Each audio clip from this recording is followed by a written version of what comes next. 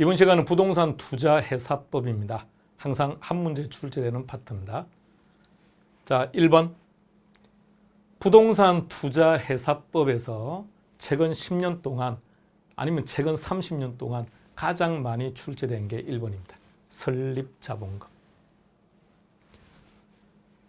자기 위탁관리 기업구조조정.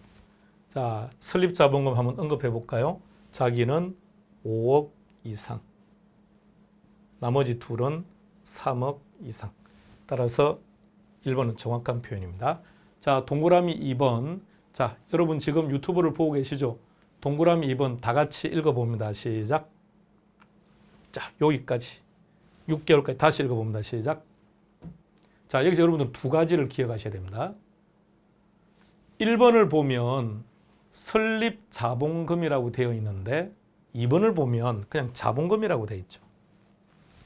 그러니까 자본금의 종류는 설립자본금과 최저자본금인데 설립자본금하고 최저자본금이 다르기 때문에 우리 시험은 당연히 설립자본금, 최저자본금 이렇게 표현을 해야 돼요. 근데 동그라미 2번은 아무런 말 없이 자본금이라고 한 이유가 지문은 방금 여러분들 읽으셨던 거예요. 영업인가를 받거나 등록을 한 날부터 6개월 이꼴 최저자본금 준비기간. 뭐라고 한다고요? 그렇죠. 최저자본금 준비기간. 그러니까 이 표현이 최저자본금이라는 것을 이미 표현을 한 거죠. 그러다 보니까 지문에서 그냥 자본금 이렇게 표현한다는 것 한 가지 기억하시고요. 그러면 설립자본금은 자기는 5억 이상, 나머지는 3억 이상이라면 그러면 최저자본금은 어떻게 되는 거죠? 자기는 70억 이상이고 나머지 둘은 50억 이상이죠. 그러면 2번도 정확합니다. 다음 동그라미 2번에서 하나 더 기억하셔야 됩니다. 부동산 투자회사법의 조문들을 보시다 보면 공통적으로 영업인가를 받거나 등록을 한 날이라는 말이 거의 대부분 다 들어갈 거예요. 그런데 그중에서 한 날부터 6개월이라는 이 표현은 오로지 최저자본금에서만 나온다는 것.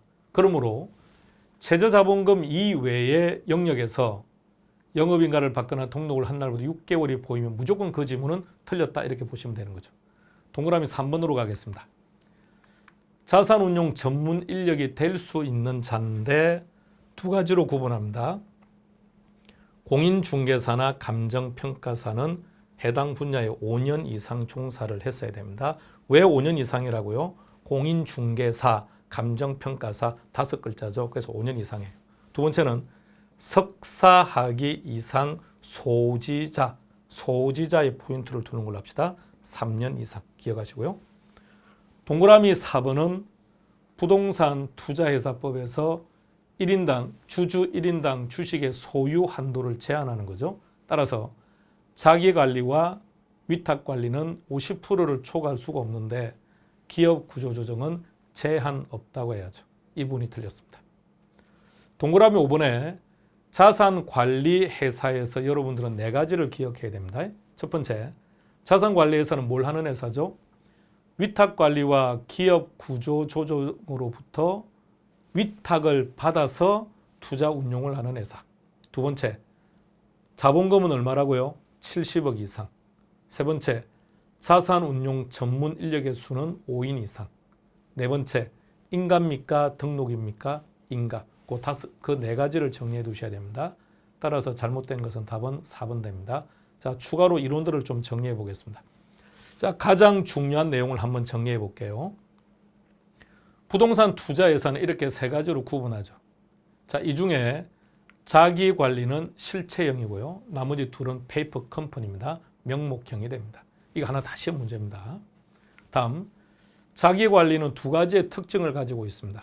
첫 번째, 자산 운용 전문 인력을 포함한 임직원을 상근으로 둔다는 것.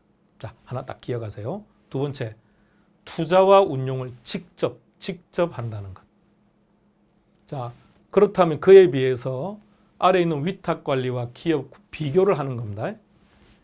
자기관리는 투자와 운용을 직접 한다면 위탁관리와 기업구조조정은 위탁을 하는 거죠. 자, 그런데 누구한테 위탁한다고요? 오케이. 자산관리회사. 잘 기억해야 됩니다. 자산관리회사. 자, 첫 번째 특징 비교한 겁니다. 자, 두 번째. 자기관리는 자산운용 전문 인력을 전문 인력을 포함한 임직원을 상권으로 둔다고 했는데 아래 두 회사는 본점은 설치할 수 있습니다. 자, 근데 그냥 우리식으로 갑시다. 본점 O, 지점 X, 직원 X, 상권 임원도 X. 페이퍼 컴퍼니라는 얘기입니다. 자, 다음. 자산운용 전문 인력에서 전문 인력이 될 수 있는 자를 둘로 나누었습니다. 글자가 유치하지만 글자가 5글자다, 그죠? 그래서 5년 이상. 석사 이상 소지자는 3년 이상. 그리고 부동산 투자회사법에서 가장 많이 출제되었던 문제가 이거라 그랬죠. 설립자본금. 차례대로 쭉 말해볼까요? 5억 이상, 3억 이상, 3억 이상. 그 다음에 최저자본금은요. 70억 이상, 50억 이상. 하나만 더 정리해 볼게요. 부동산 투자회사법에서 나오는 회사의 종류가 총 이렇게 5가지입니다. 먼저 여러분들이 이 5개 회사의 이름을 풀네임으로 먼저 한번 쭉 말해볼까요? 자기관리 부동산 투자회사, 위탁관리 부동산 투자회사, 기업구조조정 부동산 투자회사, 자산관리회사, 부동산 투자 자문회사입니다. 자, 인간지 등록인지 한번 정리해 볼까요? 자, 차례대로 쭉 언급해 보세요. 여기서 인가를 받아야 되는 두 회사의 공통점이 뭘까요? 이해하시겠습니까?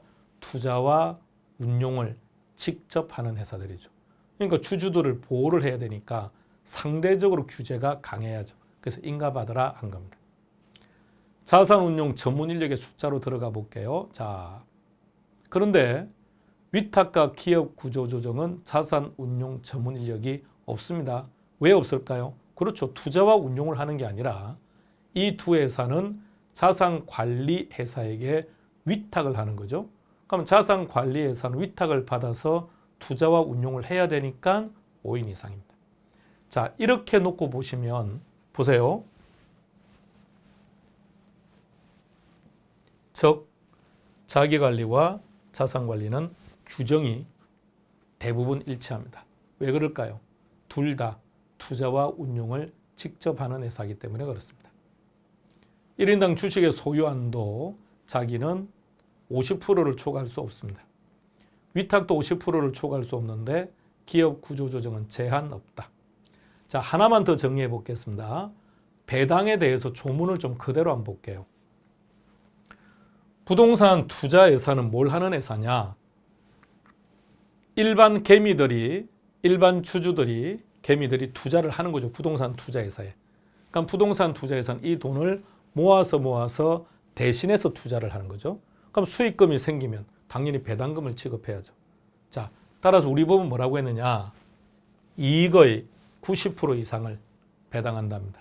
즉, 그 말은 90% 이상 배당할 수 있다고 했으니까 100%까지 배당할 수 있다는 뜻이에요. 자, 그렇다면 100%까지 배당을 하려면 이익준비금 적립하지 아니한다. 자, 잘 기억하셔야 됩니다. 이익 배당 한도 이렇게 기억하지 마시고 그냥 이익의 90% 이상 이익준비금 적립하지 아니한다. 자, 그런데 이 항을 한번 잘 보세요. 자, 날짜 다 무시하고 보세요. 다 무시하시고 독특하죠. 이익준비금을 적립할 수 있답니다. 그 말은 배당을 적게 하겠다는 뜻이에요. 그런데 이상이라고 했죠. 그러면 이론상 따지면 역시 100%까지 가능하다는 뜻인데 결론적으로 배당을 적게 하겠다는 게 목적이에요. 얼마죠? 50% 이상입니다. 근데 누구만요? 자기만요. 자기관리 부동산 투자 회사는 50% 이상요. 이익준비금 적립할 수 있다고 했으니까 배당을 적게 하겠다는 뜻입니다. 그런데 사망을 보시면 더 독특하죠. 배당은 근본적으로 이익이 있어야만 배당을 할 수 있는데 그 이익을 초과해서 배당할 수도 있답니다. 자, 그런데 이제 대신에 이래 되면 자본 잠식의 문제가 발생하니까 감가상각비 범위로 제한을 하는 겁니다. 누구만요? 위탁도 가능하고요. 법 조문은 위탁입니다. 그런데 이 자리에는 기업 구조 조정이 들어가도 가능합니다. 둘 다 가능하다는 것을 알아두셔야 됩니다. 부동산 투자회사법까지 정리하겠습니다.